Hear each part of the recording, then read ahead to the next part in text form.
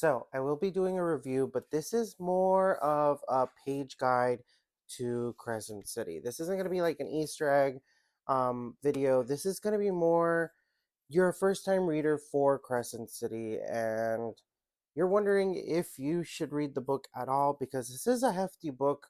And from what you've heard, it is kind of difficult to read at the beginning. So I did write major plot points down. I'm not going to try to spoil anything, but I am going to give you guys page numbers where I found interesting, where they give you tad bits of information where you're just like, okay, I think I can keep reading this for the most part.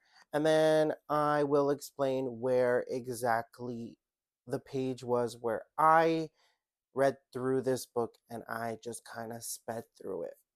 I will be looking at my notes because I did have to go comb through this book and I did circle the pages that I did find interesting. I did highlight a lot of pages, so you will see me occasionally looking down and then just reading stuff off because that's my list. This is where I have everything written out. So starting with page 3, that's where you get most of your information, as well as page 11. These are chapters 1 and 2. You get a lot of exposition in a very short time frame.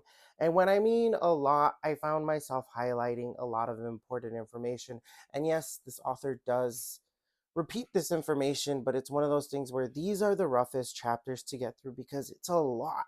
You just got thrown into this world, and it's kind of like a video game where you're thrown into the first 10, 20 hours of a video game, and you have to explore and you have to do side quests, and you really have to find out what is this story about? What is this world? Let me explore this world. So those first two chapters are you kind of like getting the frame for the world, to be honest. And then you get to chapter 5 and everything goes downhill pretty quickly. That's the catalyst of the whole story. That's what this is about. That's what this book is about, what the plot is about, what you read on the back cover, usually what would be on the back cover, the synopsis. That's what chapter 5 is about. So during chapter 5, you're going to get kind of whiplash because for the first 4 chapters you're like, this is this is a cozy fiction fantasy world where these girls are just trying to have a good time, and there's wolves and there's fae and there's a little bit of racism that we kind of just ignore, but it's prevalent in the main character's life. But chapter 5, that's where it really everything just collapses for the main character. So from there, that's where I kind of got interested and I wanted to keep reading. That chapter was really good, and it kind of slows down after that, but it's still building. It's still building, and there's a lot of like Easter eggs, I would say, but not necessarily Easter eggs, more like Easter eggs for like doing a second read through. Because once you do a second read through, I feel like you would pick up a lot more on this book. Like doing a second playthrough of a video game, you'd be like, oh, I didn't know that. And that was a part of the story that was later in the book. So then, like, it's like I said, it's really hard at the beginning, but there are certain things that SJM keeps from you. And it's in those first few chapters. And later on during the book, you're like, oh, okay, that's what I'm getting. So then on chapter 10 and 11, that's when I got interested in the book again. Because, like I said, it slowed down a little. You meet one of the main love interests. You meet his colleague, and his colleague was gay. So, like, any book with a gay character, I want to read. And I wanted more of that gay character in this book, but wasn't really in it. Either way, we meet the main love interest, and you see how well these two characters kind of fit together because they're both healing from trauma and they're both trying to get to know each other, and it's like this buddy cop story where one is the good cop and she's sassy and she has nails and she's very femme, and the other cop is like the bad cop and he's the grumpy, like old man character that you have where he's just like, why are you doing this? why are you doing this? But then as the story progresses, he kind of like relaxes. And then you get to chapter 21, where you have a certain conversation about restoring a specific magical item. And this is 570 pages before the ending of the book. And now I'm going to say how many pages before the ending of the book before it got interesting, because I think this is where it kind of got my attention back into reading, because these first 200 pages of this book felt a lot like Daughter of Smoke and Bone fan fiction. And I don't really like Daughter of Smoke and Bone. I like this a lot better than Daughter of Smoke and Bone.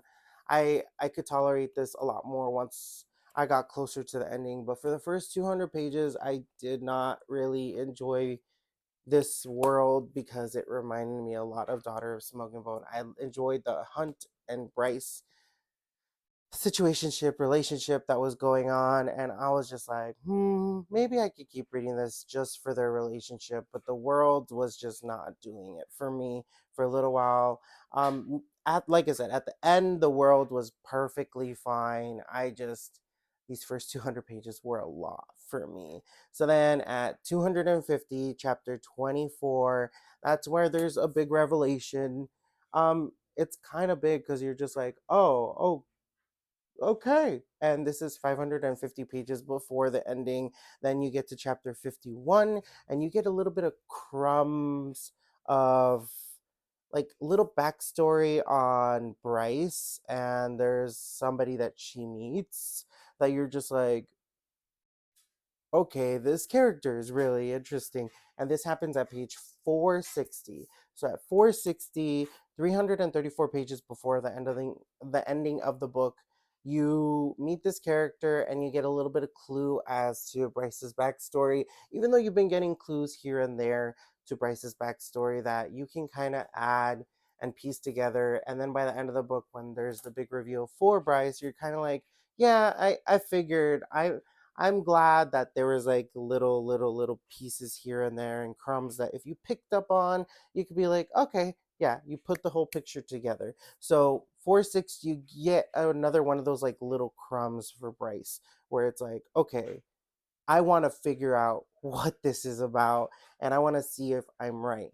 At page 570, chapter 62, something big happens, and it's just like that's where I really got into the book. So page 570, 570, 230 pages before the ending, that's when I really got into the book, because I was like, this is wild, because you go from this like cutesy chapter to this really crazy chapter out of nowhere, and then it's just like, whoa, you get like major whiplash, major SJM whiplash that she loves to give.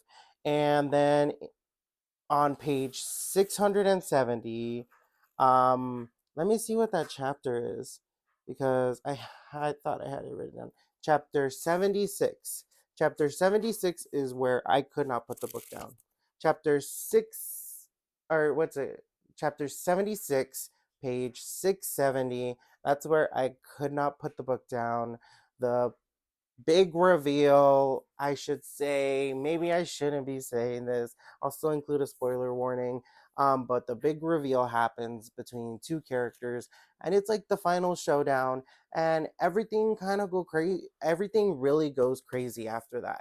It really like ramps up, and it goes into this apocalypse mode for the story, where it's like the end of the world. The catalyst to the entire story that happened on chapter 5 is finally coming back in chapter 76 and on page 670, and it's all coming together in this like really messy bun that is this book, and it makes it worth it. It really does make it worth it. But there's a lot of pages in this book, a lot. So I hope if you do read this, you read this for Bryce. You read this for Bryce and Hunt's storyline. You read this to figure out what happened to the characters, but specifically for Bryce. This is more like read this for Bryce and nothing else. And also, if you want to read more about this world, the world is pretty cool.